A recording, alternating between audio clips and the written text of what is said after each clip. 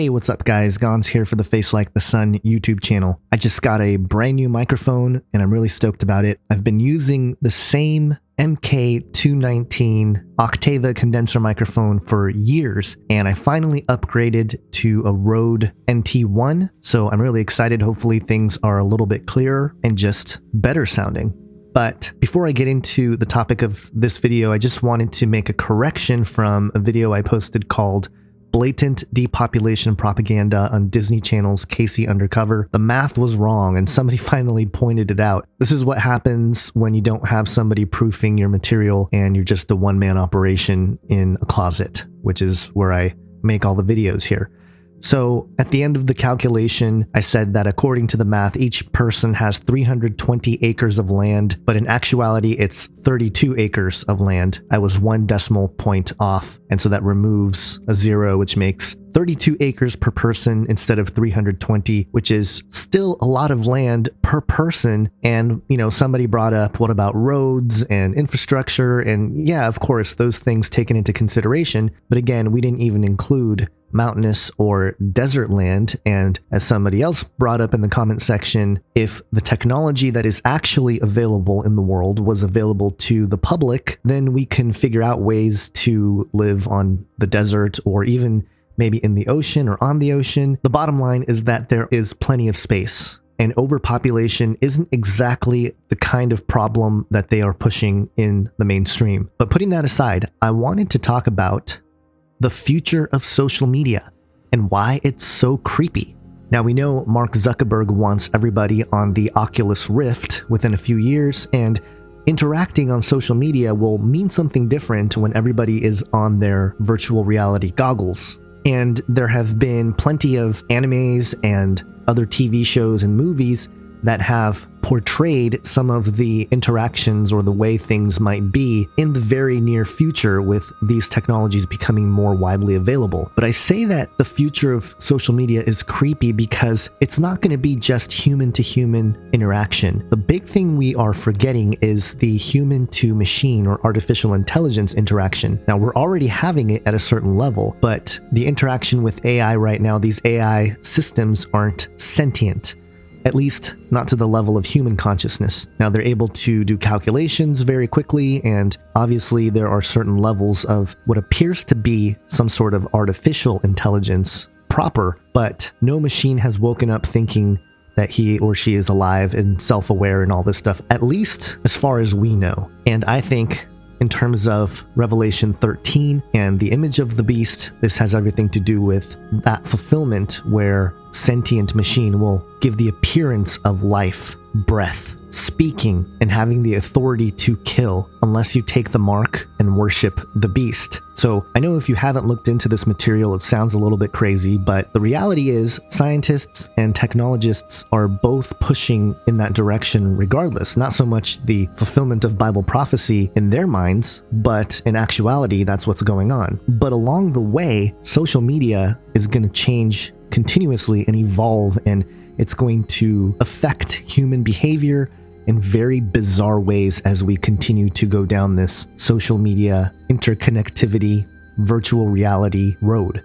Now, there's something called slow television, and it became popular when a Norwegian broadcasting corporation broadcasted a 7-hour train journey in 2009, and what ended up happening was over 1 million Norwegians, which is about 1/5 of the population, checked in on the feed, and it was this big phenomenon. And slow TV became this thing that people do where you basically just set up a camera at a live event, and that camera just rolls live from that spot for several hours. And you get to sort of peer into other parts of the world and be there, kind of, if you want to think of it that way. It's like a little window into other parts of the world, and it plays on this strange human desire for voyeurism, but it also plays right into this idea of a global surveillance state where the elite, by giving us this technology, have basically allowed us to build our own virtual prison system where we're effectively spying on each other. And not that it's all negative and it's all bad, but I think this sort of thing is going to start becoming more and more popular, and it's going to become more and more invasive in our infrastructure, in our cities and everything else. Now, there was a story that was published on fusion.net, and it was titled, "A live stream of a small town in Wyoming is bringing the internet together." The town of Jackson, Wyoming has a population of 9,577 according to the 2010 census, but that hasn't stopped it from becoming the focus of an online obsession. For the past day or so, thousands of people all over the world have been eagerly watching Jackson's town square, gleefully scrutinizing each person and vehicle that makes their way past a stationary webcam. And here you can see the webcam, and it's just on live all day. And people started talking about the red truck because I guess a lot of people ride red trucks there. And people in the town found out about it. They got involved. They started holding up signs. It's kind of cool. And, it's bringing people together. It's social media at its finest, But at the same time, there's this undertone of creepiness to it. Again, this is basically a webcam that's just shooting live into this intersection, this pretty busy intersection. And there's nothing special about what's going on there.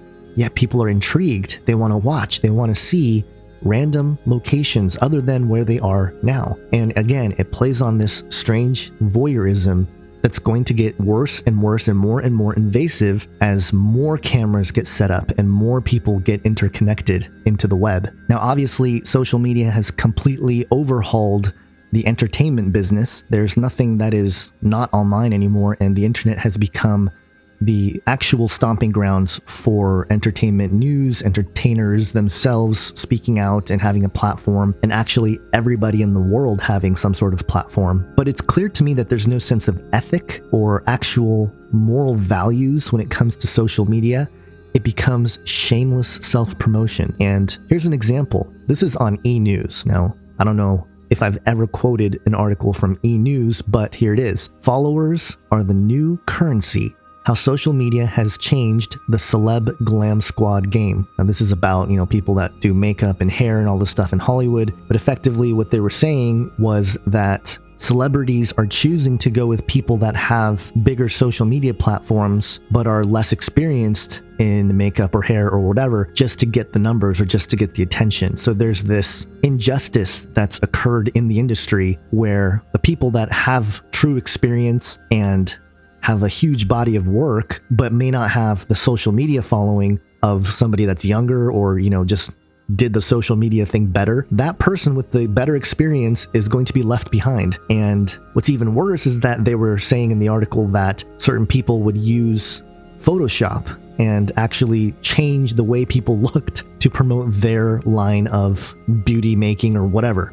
So it's dishonest to the core, to where even people within the industry traditionally are complaining about it because they're the ones that actually respect the craft, while people that are less talented have less of a body of work but have a huge social media following. They get all the business and they make exponentially more money. And this sort of attitude and mentality of getting ahead, becoming the most important thing, setting aside any kind of moral value or ethics or honor, none of it. Just put it all aside as long as I can get ahead. That narcissism is rampant, and social media has been the vehicle by which this sort of attitude has bred. But there's kind of a catch-22 slippery slope thing happening with the internet and social media in general. Now, ABC News just reported Israel, rise of social media linked to rising anti-Semitism. And in the article here, Israel's UN ambassador demanded Wednesday that media companies, quote, stop providing a platform for hate sites, end quote, saying there is a clear link between the rise of social media and the rise of anti-Semitism. And he spouts off some numbers here and says how vitriol and terrible people are against the Jews and they want to kill the Jews, and, it's all victimization here. And the fact is, yeah, people are nasty on the internet, but it's not just against Jews, it's practically against everybody. There is a troll for every kind of group of people. It's not just the Jews. But I understand his frustration. Now, he is calling for some sort of action by the authorities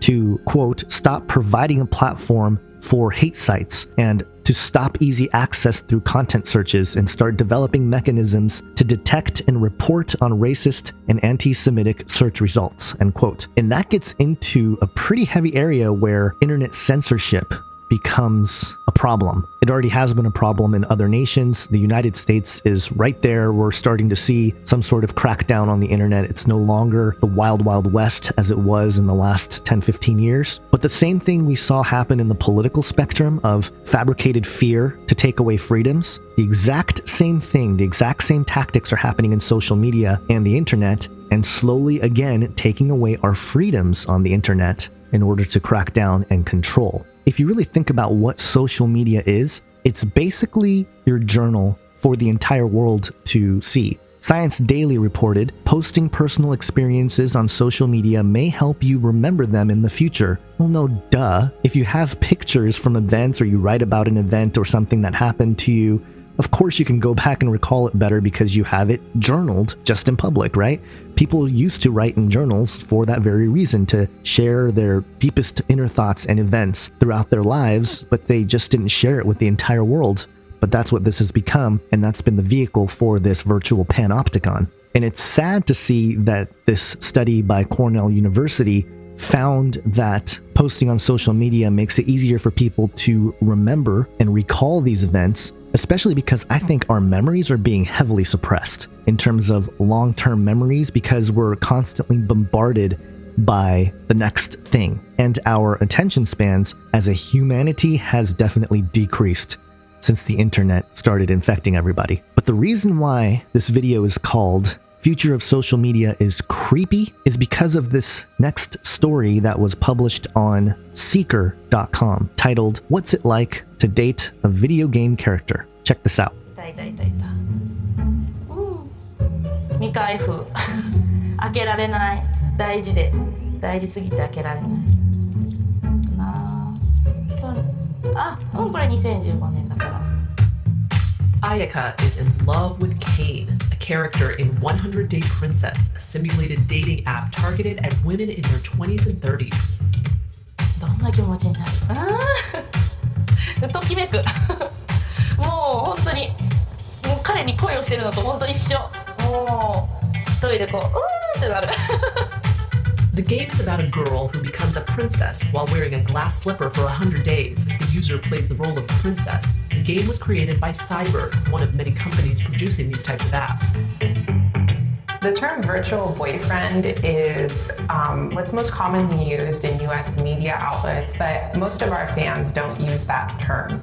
They will refer to the genre they're playing as an otome game, or some of them might call it a romance game or a love sim. Otome game, when literally translated, means a maiden game. It's basically a game for young women. In an otome game, the usual objective is to fall in love. Users can often have multiple boyfriends at one time and decide on interactions with boyfriends that decide the fate of the game. Otome games have fueled the thriving mobile gaming industry, which accounts for nearly $6 billion of the Japanese gaming market. Otome games are definitely our biggest strength right now. What sets Otome games apart is definitely the amount of reality that we bring to all of our games. You really do feel like you're falling in love with somebody, and you also feel like this really could happen to me sometime, even if it's outside of this virtual world. Games contain complex plots written by a team of predominantly female writers, and the storylines get creative. Other companies have released games where users can date samurais, historical figures, or even pigeons, like in one game called Hatofu Boyfriend. Cyber's hit Midnight Cinderella has attracted a loyal following. We've had about 1.3 million downloads since we released it 2 years ago. This is a fantasy/romance app where you become the princess of a kingdom, and your first job is to find your prince. There are 9 really hot guys that you get to choose from, and over the course of the game you fall in love and find out whether or not your romance is going to last or not. で、やっぱりその最初に意識したのが、すごくこう女性が憧れる、キラキラした世界っていうのを描きたいっていうところから始まってるので、もう本当に12時にシンデレラの靴を落としていっちゃうみたいなシーンをこう想起させるシーンとか、あとはドレスとか食べ物とかそういうのも。